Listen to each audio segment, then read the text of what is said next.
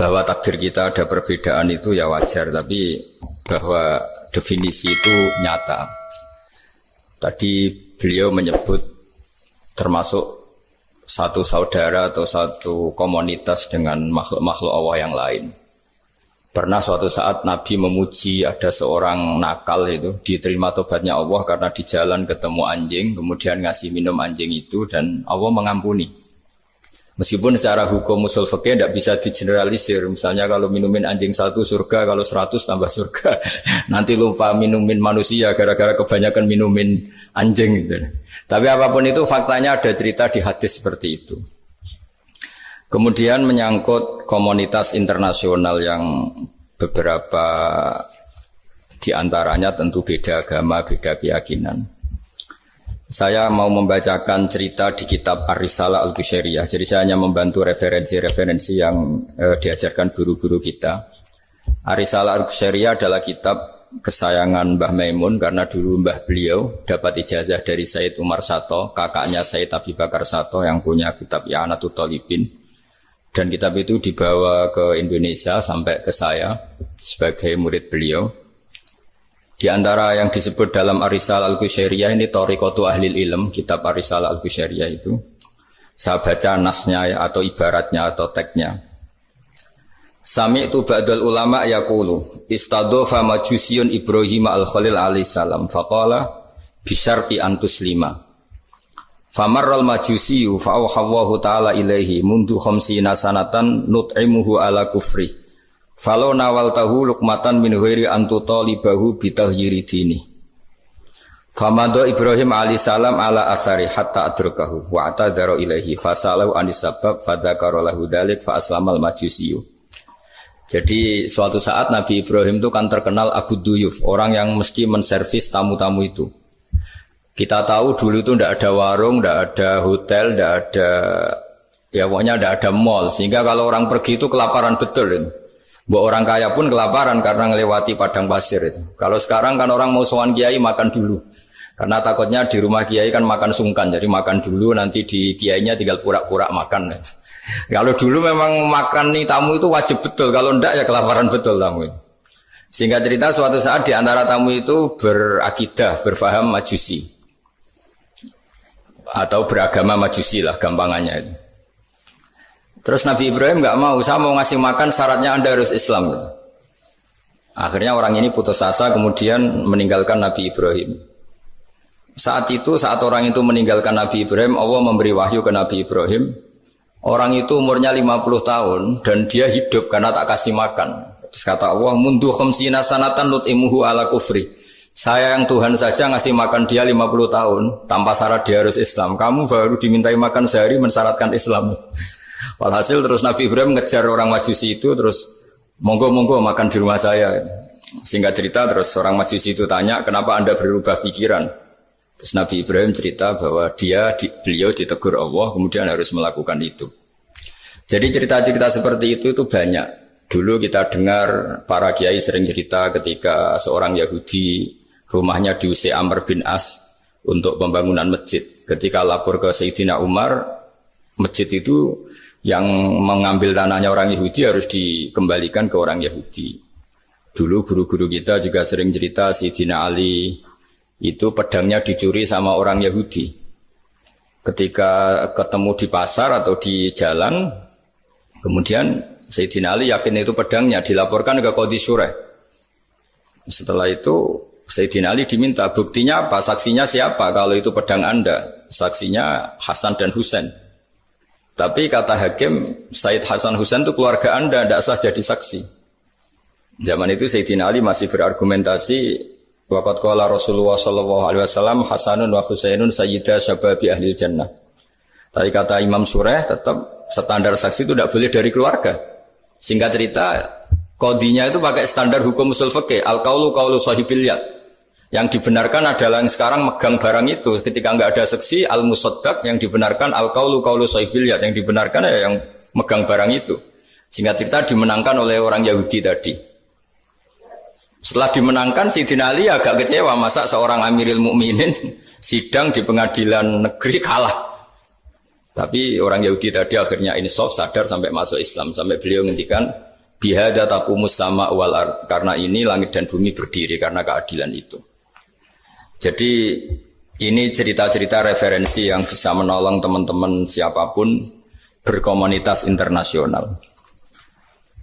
Karena pikiran saya sederhana ya, al ilmu yurisul ahwal, ilmu itu melahirkan sikap. Jadi kalau kita punya referensi yang cukup tentang toleransi, insya Allah kita hidup di mana saja punya toleransi, karena toleransi itu juga ajaran agama.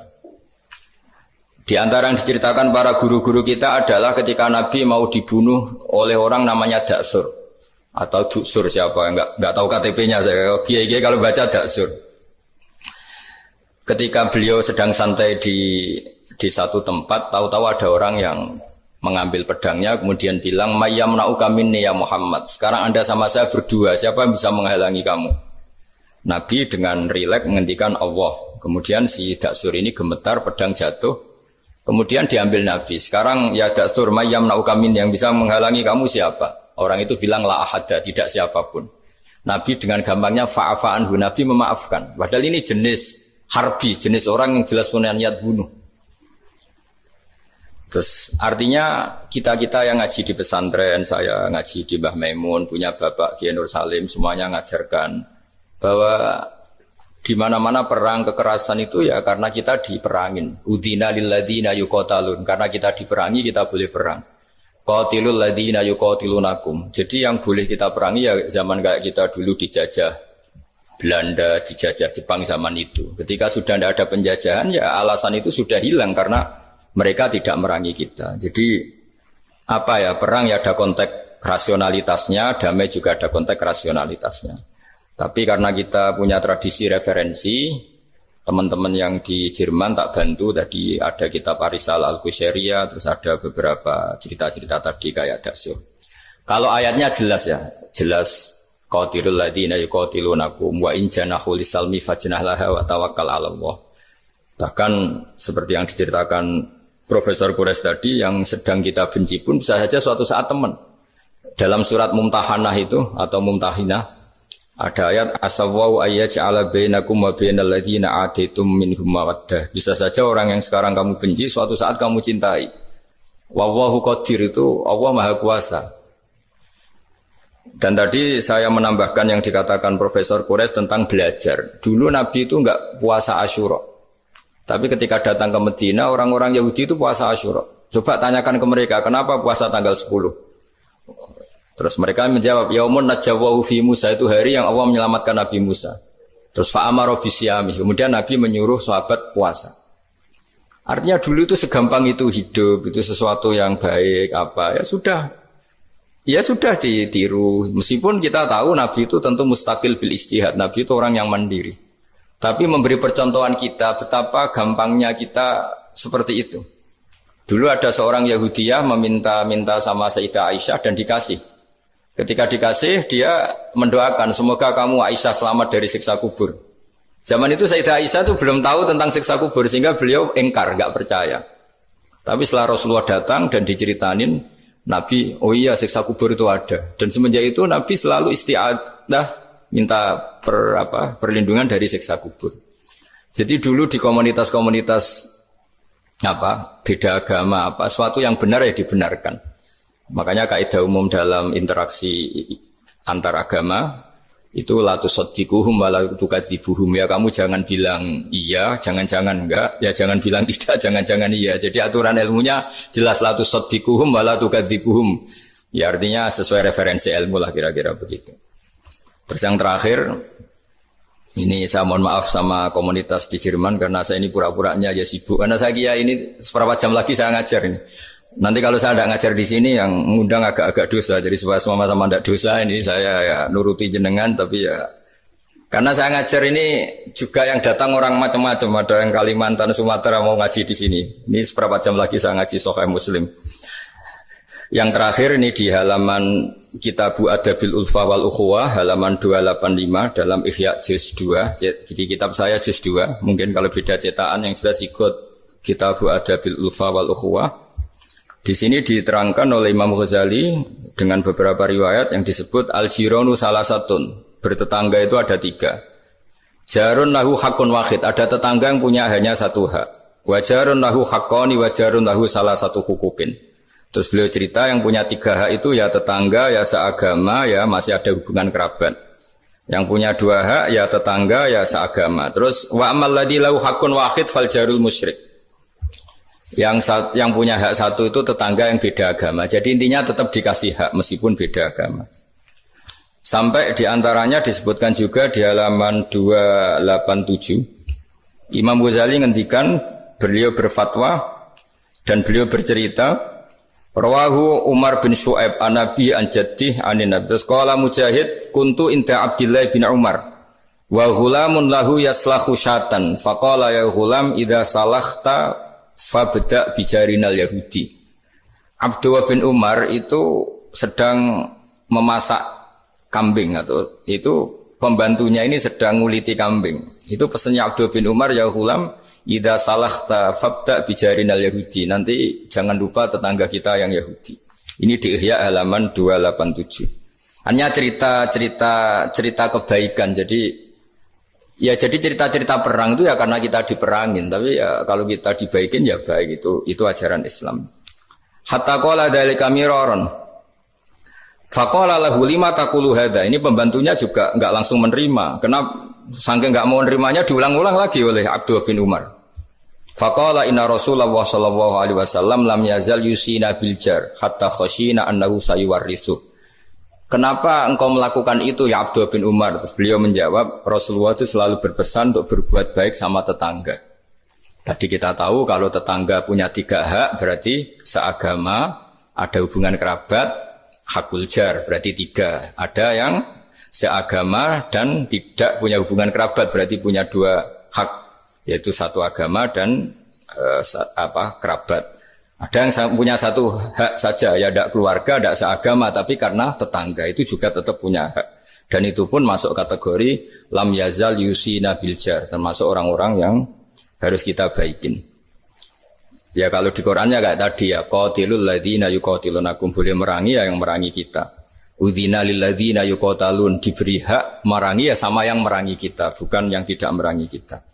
Terus waqala Hisyam Kanal Hasanu la yara ba'san antut imal jarul Yahudiyya wan Nasraniyya min udkhiyatik. Bahkan sebagian ulama di sini disebut Hasan Basri berpendapat kalau berkorban, kalau punya tetangga Yahudi yang butuh enggak apa-apa dikasih dagingnya. Ini di halaman Ihya 287 juz 2. Jadi dari cerita-cerita itu dan referensi-referensi itu teman-teman di Jerman enggak usah khawatir lah kalau kiai-kiai kayak kita itu berfatwa enggak boleh berkomunitas internasional nanti takut begini ndak lah. Kita bacanya ya sama seperti yang dibaca Profesor Kures, sama yang dibaca guru-guru kita.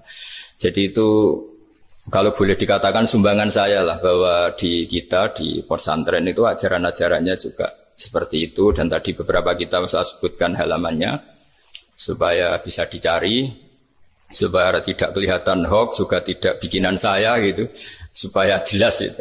Dan saya mohon maaf karena nggak bisa ngikuti sampai selesai, tapi saya ngapresiasi, semoga jadi syawal yang baik, minal aidin wal faizin. Minal aidin artinya kita kembali menjadi ahli surga. Saya termasuk yang sependapat dengan kitab yang saya baca. Dulu kita ini ahli surga karena Nabi Adam lahirnya di surga dan diciptakan di surga. Karena satu kesalahan beliau harus kembali ke bumi. Dan setelah puasa itu selesai dan diterima, kita kembali ke ahli surga lagi, maksud minal aidin, kita kembali lagi berstatus sebagai ahli apa? Surga. Dan itu dimulai dari saling memaafkan, karena yang menghalangi masuk surga itu hak adami. Manusia itu kan paling kikir untuk memaafkan orang lain. Padahal kalau hak adami belum selesai itu Allah tidak mau memaafkan. Makanya syaratnya masuk surga harus kita saling memaafkan. Dengan cara seperti itu insya Allah kita minal aidin wal faizin. Jadi mohon maaf, sekali lagi mohon maaf karena saya tidak bisa ngikuti sampai selesai karena saya harus ngaji, karena bukan apa ya, memang harus. Andikan sunat itu mungkin saya tinggalkan. Mohon maaf sekali. Assalamualaikum warahmatullahi wabarakatuh. Waalaikumsalam. Terima kasih sekali. Kalau misalnya untuk satu pertanyaan, mungkin masih bisa Gus atau Prof. Rais sama-sama harus tinggal 5 menit. Namun ini Gus, banyak yang nunggu. Nanti saya yang dimarahi, ini saya juga menunaikan kewajiban. Ada satu pertanyaan dari satu pertanyaan saya tunggu. Terima kasih Prof. Ini saya tanyakan langsung Prof. Saya pernah mendengar panjenengan menyampaikan tentang konsep kedamaian aktif dan pasif. Mungkin bisa dijelaskan Prof mengenai hal tersebut, khususnya dalam rangka mempersatukan hati tadi Prof. Baik. Jadi begini, saya beri contoh. Damai pasif itu Anda tidak ganggu orang. Damai aktif itu Anda memberikan sesuatu yang positif pada orang. Kalau kita berada di bus, duduk tanpa menyapa yang di samping kita, tanpa mengganggunya, kita duduk dengan baik sambil membaca atau merenung, itu terjadi kedamaian, tapi itu damai pasif. Ada yang aktif adalah Anda memberi dia, ini koran Mas mau baca, ini permen Mas, ajak dia ngobrol dan sebagainya, itu damai aktif. Nah, di Al-Qur'an itu dua-duanya ada itu. Ya, idza khatabahumul jahiluna qalu salama. Kalau mereka itu disapa oleh orang-orang jahil, mereka tinggalkan. Salama, saya berikan kedamaian, damaian pasif. Nah, ya karena itu pesannya, kalau tidak bisa memberi, jangan ambil haknya orang. Kalau tidak bisa memuji, jangan cela dia. Kalau tidak bisa membantu, jangan jerumuskan dia. Itu damai pasif dan aktif. Terima kasih. Terima kasih Prof. Quraish Shihab. Sejatinya kami ingin memohon doa juga, tetapi insya Allah sedikit insya Allah lain kali kita. Ya Prof. Quraish Shihab. Terima kasih sekali. Selalu, Prof. Terima kasih. Assalamualaikum. Terima kasih. Waalaikumsalam warahmatullahi. Sekarang kita lompat kembali ke Gus Baha. Moga-moga beliau masih berkenan menjawab pertanyaan saya. Ngapunten Gus, satu saja Gus. Panjenengan pernah menyampaikan apabila kebodohan itu merusak, tetapi sok pintar itu jauh lebih merusak. Nah, ini mungkin panjenengan berkenan menyampaikan soal itu. Tentu ada bodoh yang benar-benar nggak ditoleransi Allah Ta'ala, yaitu bodoh tentang Tuhan ya. Kita dikasih nikmat Allah, dikasih bumi untuk dipakai tanpa bayar, dikasih oksigen. Kemudian kita bodoh, nggak tahu yang memberi siapa, itu kan bodoh betul. Tapi lebih merusak lagi ketika nggak ngerti, mengklaim dirinya sebagai ngerti. Karena itu artinya kan sesuatu yang harusnya larangan dimengerti, gara-gara kamu bilang itu ilmu, itu terus diilmukan. Jadi sesuatu yang salah tapi diilmukan, itu lebih ngeri karena menyesatkan. Saya beri contoh misalnya begini, kita di pondok itu kan ngaji jelimet lah. Jelimet itu ya detail ya, sehingga kita tahu lah bodoh yang paling nggak ditoleransi itu bodoh tentang Allah. Sehingga ketika pertama kita ngaji, awalu wajibin alal insan ma'rifatullah, pertama yang harus kita tahu itu Allah. Kita sebagai warga negara Indonesia saja tahu presidennya siapa, bupati kita siapa. Masa di buminya Allah tidak tahu yang bikin siapa, itu kan kebangetan. Itu bodoh, itu merusak. Terutama bodoh dalam hal-hal yang harus ngerti, yaitu tadi ma'rifatullah. Tapi juga ada yang lebih fatal lagi, tidak ngerti tapi menyesatkan dengan klaim ngerti. Itu yang umat Islam zaman Imam Ghazali itu selalu mengingatkan bahayanya filsafat yang menyesatkan. Misalnya teori tentang Tuhan. Tuhan itu logos terus begini, itu jeluwimet sampai yang dengarkan aja nggak paham. Yang ngomong juga masih nggak paham, apalagi yang mendengarkan. Tapi itu kan mengkaburkan teori Tuhan yang sejelimet itu. Padahal Tuhan bisa ditemukan dengan cara yang mudah. Tuhan itu siapa? Yang pokoknya yang menciptakan langit bumi itu namanya Tuhan. Tuhan itu siapa? Yang wujudnya paling awal itu namanya Tuhan. Tapi gara-gara diberi penjelasan seakan-akan jelimet ilmiah, padahal itu nggak bener, itu hanya nggak bener. Lah itu lebih ngeri lagi karena orang akan bertuhan dengan cara yang salah. Ya kira-kira gitulah contoh ekstrimnya. Terus saya gimana? Terus saya nambahi tadi. Udah cukup ya? Akhir penutup permintaan dari kawan-kawan untuk berdoa, Gus. Oh iya. Untuk kami-kami yang di sini. Ya. Karena Profesor Siap tadi juga sudah melimpahkan panjenengan. Oh ya. Terus saya menambahkan sedikit tentang yang didawuhkan Pak Kures tadi. Memang di terakhir dawuhnya Nabi, kamu harus berbuat baik. Kalau nggak bisa ya Rasulullah, mendukung yang baik. Kalau nggak bisa ya Rasulullah, Nabi terakhir ngendikan takufu syarroka anin nas fa innahu sadaqatun minka ala nafsik. Potensi kejahatan kamu jangan menimpa orang lain, itu ya bagian dari sedekah kamu. Jadi takufu syarroka anin nas fa innahu sadaqatun minka ala nafsik. Jadi misalnya bawaan kita baru nggak mood, bawaan kita baru ingin emosi, ya sebaiknya jangan ketemu orang, nanti bawaannya cemberut. Tapi kalau bawaan kita sedang baik, ya sudah nggak apa-apa ketemu orang itu. Jadi ya, diukur-ukur sendiri lah gitu. Makanya kalau sedang jatuh tempo kredit, banyak utang, nggak usah keluar. Nanti bawaannya ketemu orang marah ya kira-kira gitu. Ya itu hitung-hitung sendiri.